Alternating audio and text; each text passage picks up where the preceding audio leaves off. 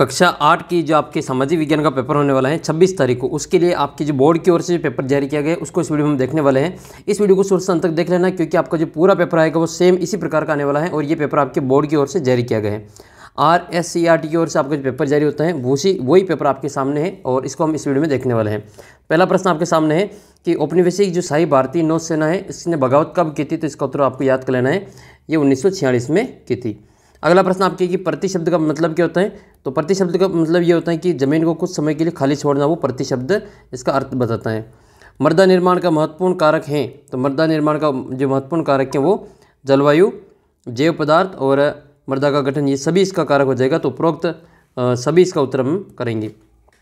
Next फिर आपके अगला प्रश्न है कि एक देश में जनसंख्या का जो पिरामिड का आधार चौड़ा है क्योंकि उसमें जन्म दर और मृत्यु दर दोनों ही ज़्यादा हैं। अगला प्रश्न है कि आदिवासी समुदाय आजीविका के लिए किस पर निर्भर रहते हैं, तो जंगल पर भी निर्भर रहते हैं और शिकार पर भी, तो उत्तर हो जाएगा इसका उपरोक्त दोनों। बाल श्रम अधिनियम कब पारित किया गया, तो इसका उत्तर हो जाएगा 1986। अगला प्रश्न है कि मराठा शक्ति को संगठित किसने किया था, तो मराठा शक्ति को संगठित किया था शिवाजी ने। ठीक है, तो शिवाजी की माता का नाम आपको बताना है, कमेंट करके शिवाजी की माता का नाम क्या था। और मराठा शक्ति का जो ये जो प्रभाव है वो रोकने के लिए राजस्थान में एक सम्मेलन बुलाया गया था, हुरडा सम्मेलन। तो ये हुरडा सम्मेलन कब हुआ था, कहाँ पे हुआ था और इसकी अध्यक्षता किसने की थी, कमेंट करके बतानी है। रणथंभौर राष्ट्रीय उद्यान किस जिले में, तो ये सवाई माधोपुर जिले में है और केवलादेव भरतपुर में है और सरिस्का अलवर में है। अगला प्रश्न रिक्त स्थान का आएगा आपके नवा प्रश्न। कोष्टक में दिए गए शब्द का जो ऊंचे शब्द का चयन करके रिक्त स्थान की पूर्ति करनी है। तो पृथ्वी के पृष्ठ पर जो दानेदार कणों का आवरण होता है उसकी पतली परत होती है, उसको मृदा कहते हैं। 1000 व्यक्तियों पर जीवित जन्मों की जो संख्या होती है उसको जन्म दर कहते हैं और मरने वालों की संख्या को मृत्यु दर कहा जाता है। संविधान के अनुच्छेद 17 के अनुसार छुआछूत का उन्मूलन किया जा चुका है। एक निश्चित अवधि में जनसंख्या में आए बदलाव को क्या कहते हैं, जनसंख्या परिवर्तन कहते हैं। फिर आपके मिलान करने वाला प्रश्न आएगा राष्ट्र के बड़े संसाधन, तो ये मानव संसाधन हो जाएगा लोग। वन अधिकार मान्यता 2006 में मिली थी और महत्वपूर्ण नवीकरणीय संसाधन आपके जल हो जाएगा। इसके अलावा आपके सौर ऊर्जा है और आपके पवन ऊर्जा है। जनजाति तो एक आपके भील एक प्रकार की जनजाति जो कि सबसे प्राचीन जनजाति है, याद रखना। राजस्थान में सर्वाधिक जनजाति कौन सी पाई जाती है, कमेंट करके आपको बताना है। और किस जनजाति को जो आदिम जाति जो समूह है उसमें शामिल किया गए हैं। अगला प्रश्न सत्य असत्य का आएगा। भारतीय संविधान के अनुच्छेद 21 के अनुसार पानी पीने के अधिकार को जीवन के अधिकार का हिस्सा माना गया है, तो ये बिल्कुल सत्य बात है। राजस्थान जन आधार योजना 2016 में शुरू की गई, ये आपके गलत है। बेटी बचाओ बेटी पढ़ाओ का उद्देश्य बाल विवाह को रोकना, ये भी आपके गलत है। महिला सशक्तिकरण इसका उत्तर होगा। नेक्स्ट है फिर आपके भारतीय संविधान के अनुसार जो 6 से 14 वर्ष की आयु के सभी बच्चों को जो शिक्षा का अधिकार की गारंटी देता है, ये बिल्कुल सही है। RT जो 2009 आया था वो उसमें 6 से 14 वर्ष के बच्चों को जो शिक्षा का अधिकार प्रदान करता है। फिर आपके अगला प्रश्न है कि कंपनी अपनी आमदनी बढ़ाने के लिए क्या क्या उपाय किया, तो इसमें आप लिखेंगे कंपनी ने 1793 में अस्थायी बंदोबस्त लागू किया था और जमींदारों को राजस्व वसूलने का अधिकार दिया था। फिर महालवारी बंदोबस्त कब लागू किया गया था, तो 1822 में किया गया था और राजस्व का जो जिम्मा है वो गाँव के मुखिया को सौंपा गया था। रैयतवारी व्यवस्था की कब लागू की गई थी, तो ये कंपनी के द्वारा लागू की गई थी और इसमें जो किसानों को जो सीधा राजस्व वसूलने का कार्य दिया गया था, किसानों से सीधा राजस्व वसूलने का कार्य किया गया था। फिर आपके अगला प्रश्न है कि प्लासी का युद्ध के ऊपर आपको टिप्पणी लिखनी। तो प्लासी के युद्ध में कंपनी को बंगाल के नवाब सिराजुद्दौला की ताकत का भय था और दूसरी ओर नवाब चाहते थे कि कंपनी के उनके राजनीतिक मामलों में हस्तक्षेप न करें। किलेबंदी रोके गए और बाकायदा राजस्व चुकाए और असहमति होने पर नवाब ने अंग्रेजी फैक्ट्री पर हमला करके अफसरों को गिरफ्तार कर लिया और गोदाम पर ताला डाल लिया और अंग्रेज़ों के साथ हथियार छीन लिए और अंग्रेजी जहाज़ों को कब्जे में कर लिया था। तो ये जो प्रमुख इसमें आपको इसमें प्लासी युद्ध के बारे में वर्णन करना है। एक आपको कमेंट करके बताना है कि जो बक्सर का युद्ध है वो कब होता है। फिर आपके अगला प्रश्न है कि वर्नाकुलर शब्द का आपको परिभाषा देनी है। तो वर्नाकुलर शब्द का मतलब होता है मानक भाषा में लिया गया है जो किसी स्थानीय भाषा या फिर बाकी के लिए इस्तेमाल किया जाता है। भारत जैसे औपनिवेशिक देशों में अंग्रेज़ रोज़मर्रा के जो इस्तेमाल करने वाली जो भाषाएँ होती हैं उन साम्राज्यवादी शासकों की भाषा के बीच में फ़र्क को चिन्हित करने के लिए इस शब्द को इस्तेमाल किया गया है। भारत के प्रसिद्ध 4 समाज सुधारकों के नाम लिखना जिन्होंने महिलाओं की स्थिति के बारे में प्रयास किया। तो राजा राम मोहन राय, स्वामी दयानंद सरस्वती और ज्योतिराव फुले और पंडिता रमाबाई। मृदा निम्नीकरण से आप क्या समझते हैं, इसका संरक्षण के उपाय आपको बताने हैं। तो मृदा निम्नीकरण का मतलब है कि मृदा की उपजाऊ क्षमता में कमी आना। अन्य शब्दों में बात करें तो मृदा की गुणवत्ता भौतिक, रासायनिक और जैविक रूप से गिरावट आने के कारण मृदा को निम्नीकरण कहते हैं। मृदा के निम्नीकरण में सहायक कारक वन उन्मूलन, अतिचारण, रासायनिक उर्वरकों का और कीटनाशकों का अत्यधिक उपयोग, वर्षा दोहन और भूस्खलन और बाढ़ हो जाएगा।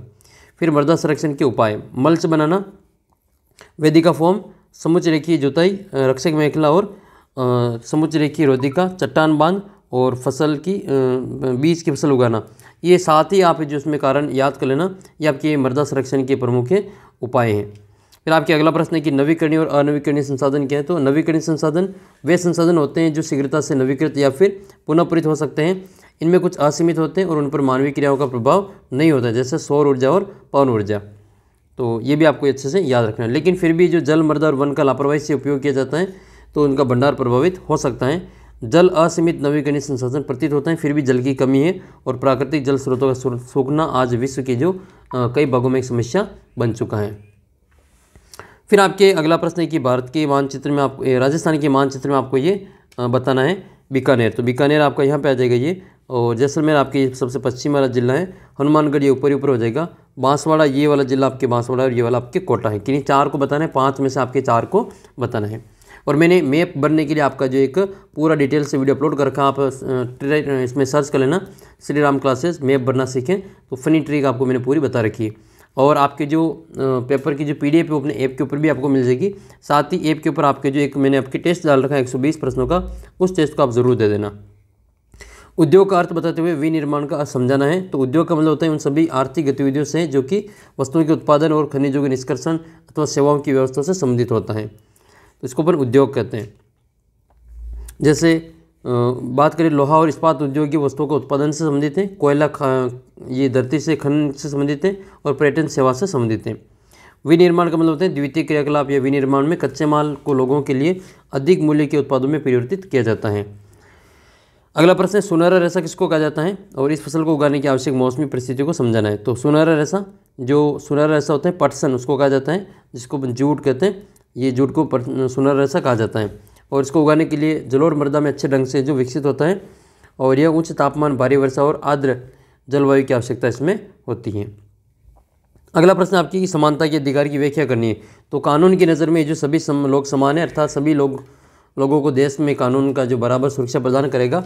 इस अधिकार में यह भी कहा गया है कि धर्म, जाति, लिंग और आधार, इसके आधार पर जो किसी भी नागरिक का भेदभाव नहीं किया जा सकता है और सार्वजनिक स्थानों पर जो सभी की बराबर जो पहुँचे का अधिकार होगा। रोजगार के मामले में किसी के साथ जो भेदभाव नहीं किया जाएगा और इसकी कुछ अपवाद भी है। छुआछूत की प्रथा का उन्मूलन कर दिया गया और कोई भी राज्य जो भेदभाव जना की जो पदवी प्रदान नहीं करेगा। फिर आपके अगला प्रश्न है कि भारतीय संविधान में धर्मनिरपेक्षता को किस प्रकार समझाया गया है।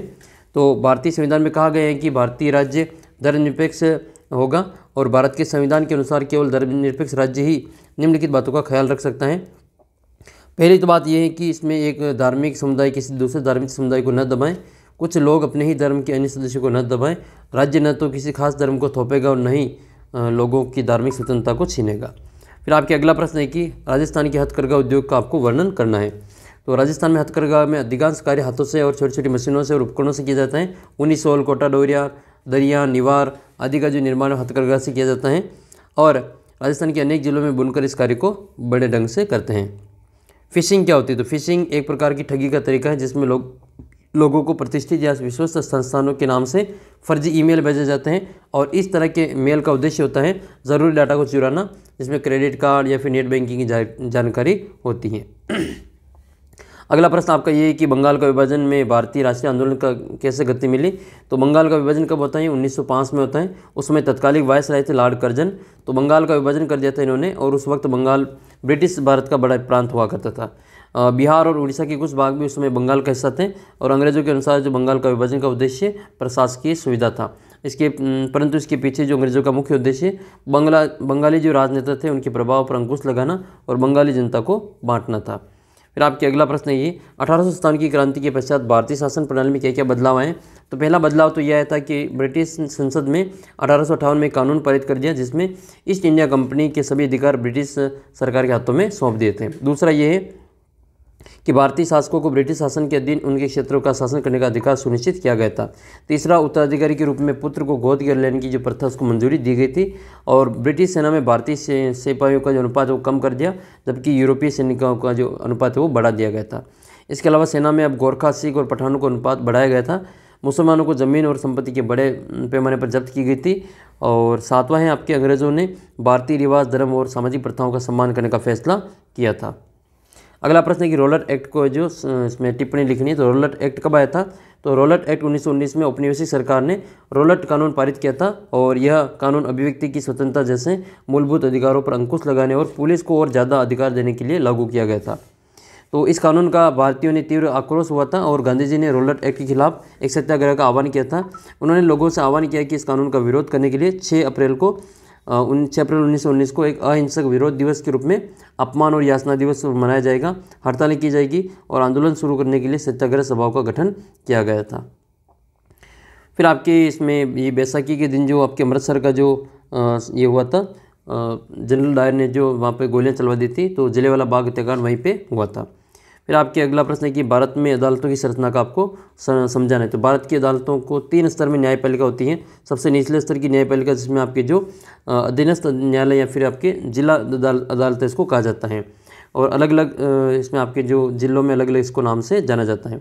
फिर आता है उच्च न्यायालय, जो कि हर एक राज्य का एक उच्च न्यायालय होता है, प्रत्येक राज्य का एक उच्च न्यायालय होता है और ये अपने राज्य की सबसे बड़ी अदालत होती है। हमारा जैसे राजस्थान का जोधपुर में है और इसकी शाखा कहाँ पे? जयपुर में है। फिर आता है सर्वोच्च न्यायालय, जो पूरे देश का एक ही होता है। हमारे उच्च न्यायालय से ऊपर है तो सर्वोच्च न्यायालय होता है और यह देश की सबसे बड़ी अदालत होती है जो नई दिल्ली में स्थित है। सर्वोच्च न्यायालय के फैसले देश की सभी अदालतों को मानना पड़ता है।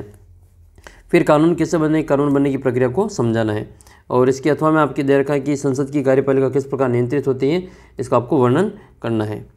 और फिर आपकी स्वतंत्र न्यायपालिका की व्यवस्था का वर्णन कीजिए। और 25वां प्रश्न है कि राजस्थान में 1857 की क्रांति की असफलता के कारण कौन कौन से थे? तो पहला तो कारण ये था कि राजा महाराजाओं ने अंग्रेजों का सहयोग किया था। दूसरा है कि क्रांति समय से पहले प्रारंभ हो गई थी और क्रांति कुछ समय जो सीमित स्थानों पर ही हुई थी। कोटा, नसीराबाद, भरतपुर, धौलपुर, टोंक, इन जगहों पर जो विद्रोह अलग अलग समय पर शुरू हुआ था। क्रांतिकारियों के मध्य जो कुशल नेतृत्व, उसका लीडरशिप का अभाव था। इसके अलावा राजस्थान में क्रांतिकारियों में तालमेल का अभाव था, इनके पास साधनों की कमी थी और मेवाड़, मारवाड़ और जयपुर के शासकों ने तात्या टोपे का सहयोग नहीं किया था। फिर आपकी चित्रकला शैली का आपको वर्णन करना है। और इसके बाद में नगरीय प्रशासन, तो नगरीय प्रशासन के 3 रूप होते हैं, नगर निगम, नगर परिषद और नगर पालिका। वे बड़े शहर जहाँ पर जनसंख्या 5 लाख से ज़्यादा होती है, सालाना आय 1 करोड़ से ज़्यादा होती है, वहाँ नगर निगम बनाया जाता है। जिन शहरों की जनसंख्या 1 लाख या ज़्यादा होती है और 5 लाख से कम होती है, नगर परिषद की स्थापना होती है। वे शहर जहाँ पे जनसंख्या 15,000 से 1 लाख तक के बीच में होती है, वहाँ नगर पालिका बोर्ड बनाया जाता है। तो शहर को अलग अलग क्षेत्रों में बांटा जाता है, इसको वार्ड कहते हैं और हर वार्ड का एक जनता का प्रतिनिधि या फिर पार्षद होता है और ये जो अपनी संस्था को भेजता है।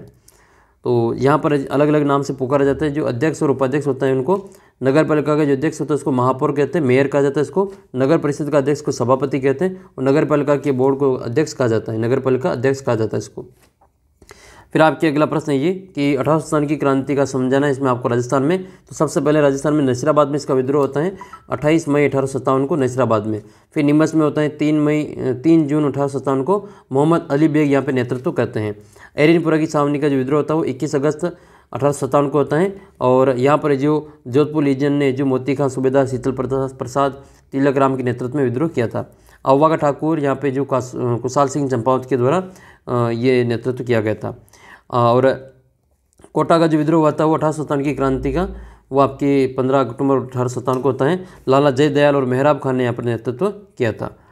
फिर आपको टिप्पणी लिखनी ग्राम पंचायत के ऊपर। तो ग्राम पंचायत जो होता है वो लोकतंत्र की प्रथम इकाई होती है जो वार्ड पंच, पंच, उप सरपंच और सरपंच के द्वारा मिलकर बनी होती हैं और पंचायतों का चुनाव राज्य चुनाव आयोग करवाता है। कार्यकाल 5 साल होता है, लेकिन ग्राम पंचायत का जो सरपंच होता है उसको अविश्वास प्रस्ताव के द्वारा निर्धारित समय से पहले ही हटाया जा सकता है। फिर बाकी अगला प्रश्न है ये कि राजस्थान की मूर्ति कला का आपको वर्णन करना है। तो फुल बाकी आपके और भी इसका जो वीडियो अपलोड कर रखा है आप देख लेना और चैनल के ऊपर आप सब्सक्राइब ज़रूर कर लेना नए आए हो तो, क्योंकि इस चैनल के ऊपर आपको सारे वीडियो आपको मिलेंगे। इसके अलावा आपके जो गणित का पेपर होने वाला तो उसका पेपर भी आपको यहाँ पे मिल जाएगा। ये पेपर बोर्ड की ओर से जो जारी किया गया था आपका वो वाला पेपर है, ये बोर्ड की ओर से जारी किया गया मॉडल पेपर है जिसके आधार पर आपका 26 तारीख का पूरा पेपर आने वाला है। तो उम्मीद करता हूँ कि आपने अच्छे से इसको तैयार कर लिया होगा और ऐप के ऊपर आपके जो 120 प्रश्नों का एक टेस्ट बना रखा है वो आप ज़रूर दे देना और ऐप के ऊपर इसकी जो PDF वगैरह वो सारी चीज़ आपको उपलब्ध है। मिलते हैं आपको अगले वीडियो में, तब तक जय हिंद जय भारत।